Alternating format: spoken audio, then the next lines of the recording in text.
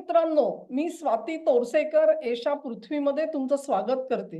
या अगोदरचा जो मी व्हिडिओ बनवला त्याच्यामध्ये मी म्हटलेलं होतं की कशा प्रकारे भारतामध्ये असंतोष निर्माण करण्याचा प्रयत्न होतोय. एका बाजूला सांगायचं की सरकारकडे गॅसचा साठा नाही आणि नवा गॅस येण्याची शक्यताही नाही. त्याच्यामधून ग्राहकांच्या मनामध्ये अस्वस्थता निर्माण करायची, जेणेकरून कुठून ना कुठून तरी एका आंदोलनाला सुरुवात व्हावी, असंतोषाला सुरुवात व्हावी. दुसरीकडे भारत सरकार जे प्रयत्न करत आहे असा गॅस देशामध्ये आणण्यासाठी, त्याच्यामध्ये सुद्धा खोडे घालायचे.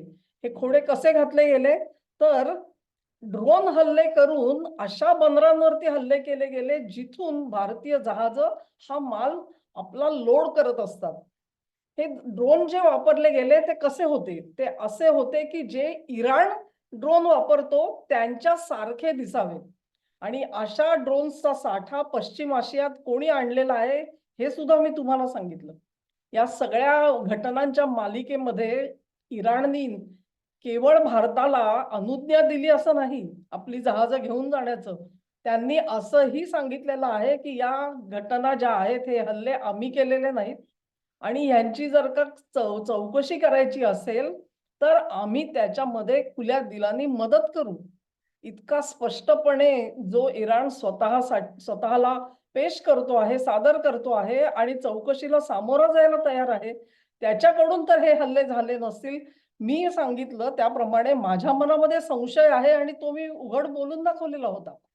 आता अमेरिकेचे ऊर्जा मंत्री म्हणजे तिथे ज्याला एनर्जी सेक्रेटरी म्हणतात, क्रिस राईट, त्यांनी सुद्धा हीच कबुली दिलेली आहे आणि ते म्हणतात की इराणनी या जहाजांवरती हल्ला केला नाही, ती जहाज सुखरूप बाहेर पडली.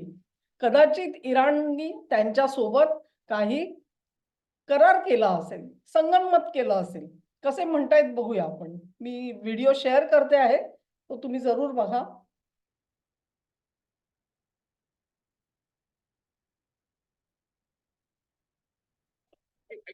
You see flow through the Straits of Hormuz right now. There were 5 tanker ships that went through the straits last night, carrying liquid petroleum gas, liquefied natural gas, and crude oil. So we know flow through the Straits of Hormuz is possible. The risk is if Iran fires on those ships. A convoy flew through last night. Iran did not fire on them. Probably they made a deal with India. Very quickly, Mr. Secretary, there's a Chris Wright यांनी अगदी स्पष्टपणे सांगितलं की इराणने त्यांच्यावर हल्ला केला नाही, कदाचित त्यांचं आणि इराणचं संगनमत झालं असेल आणि म्हणून ही जहाजं सुखरूप बाहेर पडली असं ख्रिस यांनी सांगितलं. तेव्हा निर्वाळा तर अमेरिकेकडून पण आला की हा हल्ला इराणकडून झालेला नाही म्हणून.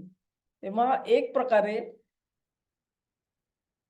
हाताची 5 बोटं कुठे वळतात हे आपल्याला आता दिसून येईल. एक गोष्टीचं तुम्हाला परत एकदा स्मरण करून देते, जे मी आधीच्या माझ्या व्हिडिओमध्ये करून दिलेलं नव्हतं. सौदी अरेबिया आणि पाकिस्तान, सौदी अरेबिया आणि पाकिस्तान यांचा संरक्षण करार झालेला आहे. भारतीय जहाज जेव्हा घुटमळत होती आणि भारताच्या नेव्हीचे काही जहाज तिथे आता गस्त घातल्यासारखी फिरतायत आपल्या जहाजांना रक्षण देण्यासाठी म्हणून, त्याच वेळेला पाकिस्तानची जहाज सुद्धा बाहेर पडल्याच्या बातम्या आलेल्या आहेत.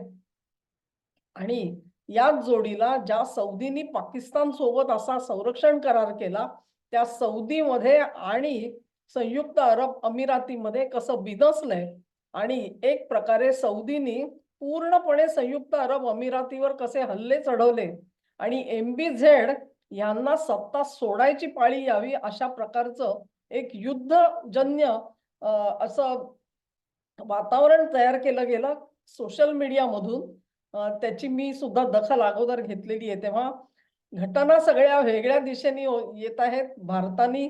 भारत इराण सोबत गेला असं जे चित्र उभं केलं गेलेलं आहे, त्याही पेक्षा महत्वाचं असं की हे हल्ले आम्ही केले नाहीत असं इराण म्हणतो आणि अमेरिकाही तसंच म्हणते. परराष्ट्र मंत्री जयशंकर म्हणतात की आम्हाला काही सरधोपट सगळी अनुज्ञा मिळालेली आहे असं नाहीये. प्रत्येक जहाजासाठी आम्ही परवानगी काढतोय आणि ती परवानगी आम्हाला आतापर्यंत दिली गेलेली आहे. म्हणजेच अगदी भारताने उद्या जर का 25 जहाज आणायचं म्हटलं तर भारत गृहीत धरणार नाहीये की आपल्यावरती हल्ले होणार नाहीत. ते जहाज त्या मार्गातून बाहेर काढण्यापूर्वी इराणशी बोलून त्यांची संमती घेऊन जहाज बाहेर काढली जातील. पत्रकार नितीन गोखले यांनी जे स्टेटमेंट दिलेलं आहे त्यांच्या ट्विट मधून आणि असं म्हटलेलं आहे की इराणचा सल्ला आहे भारताला की तुम्हाला जहाज बाहेर काढायची असतील तर आमच्याकडच्या किनाऱ्याच्या अंगाने बाहेर काढा. फार मधल्या प्रवाहात किंवा आमच्या समोरच्या प्रवाहामध्ये जहाज नेऊ नका. म्हणजे तेवढी खात्री सुद्धा इराण द्यायला तयार नाहीये.